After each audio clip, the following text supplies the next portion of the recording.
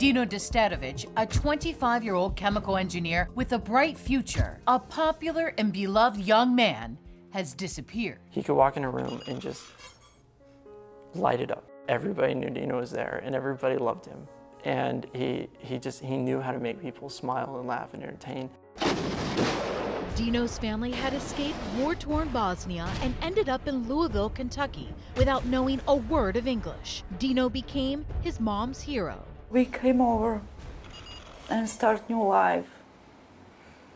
And kids pick up language so fast, especially Dino, because he was very smart and bright kid.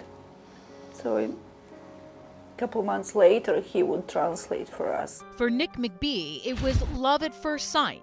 It felt like a miracle to me. He and Dino met about a year ago at a friend's place. The force of their attraction was instantaneous. The strength of their bond, undeniable. We were perfect. It moved so much faster than I expected it to. Dino and Nick, both single, quickly became Dino and Nick, the couple. But they were not exclusive. They had the freedom to see other people. That freedom could eventually cost them everything. My and Dino's relationship was built on honesty and love first. And then sex was part of it, but not like a crucial. Not the number one priority. Right, sex wasn't the contract to our relationship. They both used apps like Adam for Adam and Grindr to meet new friends, but they tried to be careful. Typically, we would actually have them come over to our house because that was where we had control. Place. Yeah, you have control of the environment. Yeah. Dino was very safe. I mean, that was something about this whole thing that was so surprising, is that he would take extra precaution to make sure that whatever we were doing was very, very safe. Nick was just heading home from work when he got a text from Dino about a guy he just met online. It was no big deal. Basically, the text is, hey babe, I met this hot guy. He lives in Chester. I'm gonna go down and meet him. I'm super excited. I'll be about 2 hours. And I'll see you home, or I'll see you soon. Dino jumped in a cab to Chester, Pennsylvania, a tough neighborhood south of Philly, to meet his new online friend. Nick didn't expect Dino to be out late because he had a flight the next day to see his family in Louisville. But Dino never came home that night. Nick freaked out. I actually call his mom, and I tell his mother, it's like, I don't know where Dino is. I'm supposed to drop him off at the airport.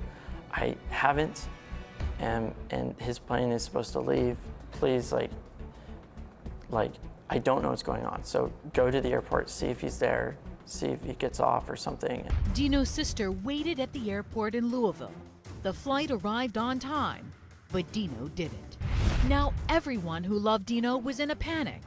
Nick went straight to the Philadelphia police to file a missing persons report. But because Nick wasn't officially related to Dino, he was told he had to wait an excruciating 72 hours. We're telling the police, this is a problem. Something is going on. Like, this is really, really not right. And they just told us to wait. And there was nothing that they could do. Sitting and waiting just didn't fly. Nick called a friend of his and Dino's, Mike Hollinshead. This was very out of character. Yes, extremely. I mean, he was very responsible. Mike is a computer whiz. He immediately jumps online and begins tracking the man Dino met on Adam for Adam that night. I kind of hacked onto his online profile and was able to find the profile of the guy whose number that belonged to. Mike digs deeper. And we started going through all the conversations he had. We also looked at the phone record. We saw the phone calls he was making. And we actually linked the last phone calls with the number on one of the people that he was talking to that night, the last person he was talking to. And with that number comes a face. The guys thought they made a breakthrough. What did he look like? We're not sure if the pictures are real or not.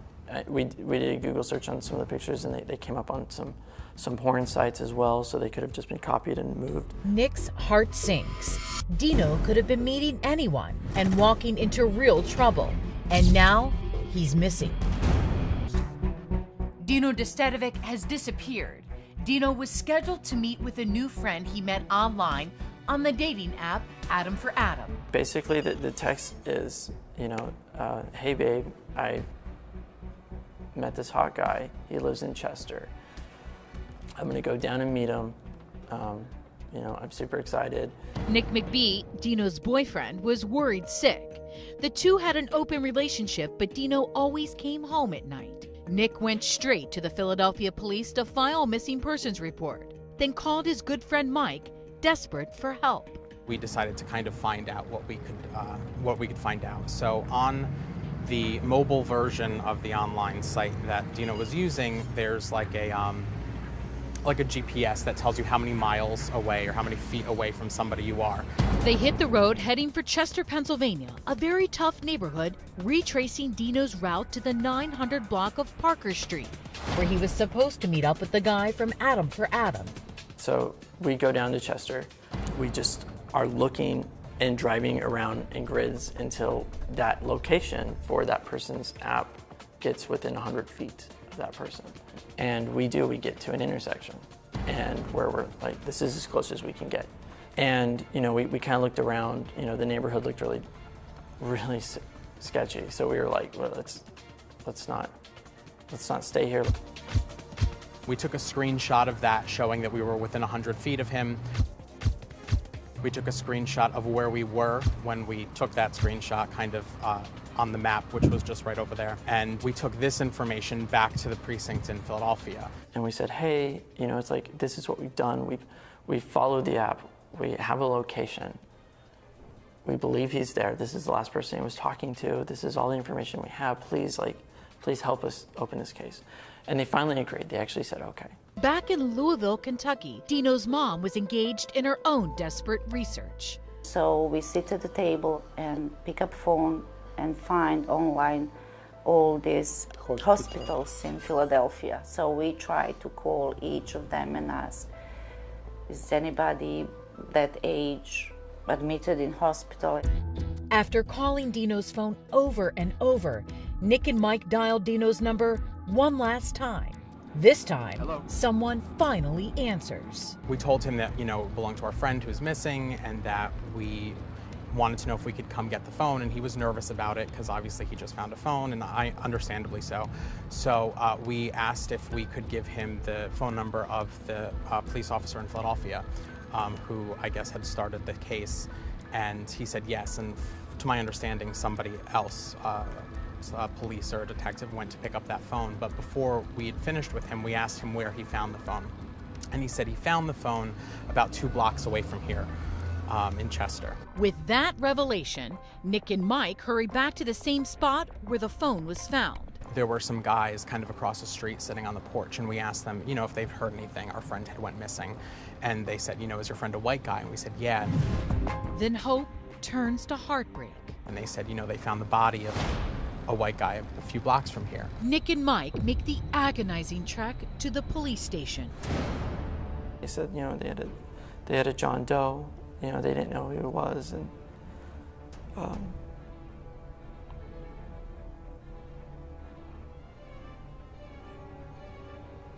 I had to, they showed me his clothes.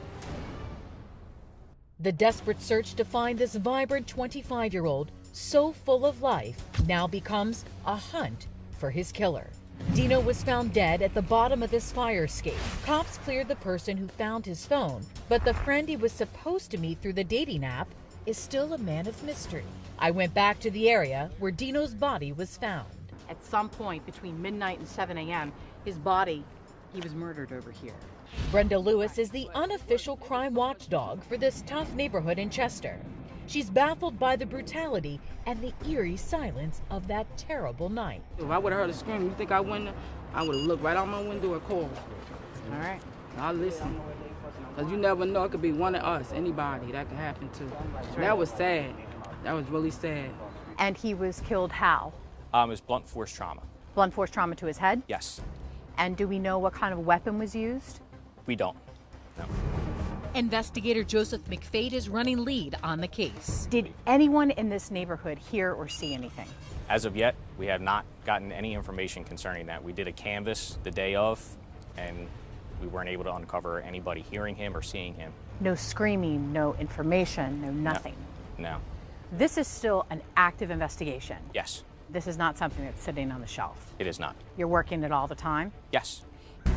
Delaware County DA Jack Whelan says he's hoping Dino's phone could help lead to his killer. But unfortunately, when the phone is password protected, we get into a situation where we have to use our forensic techniques, our analytical skills in order to try to break that passcode.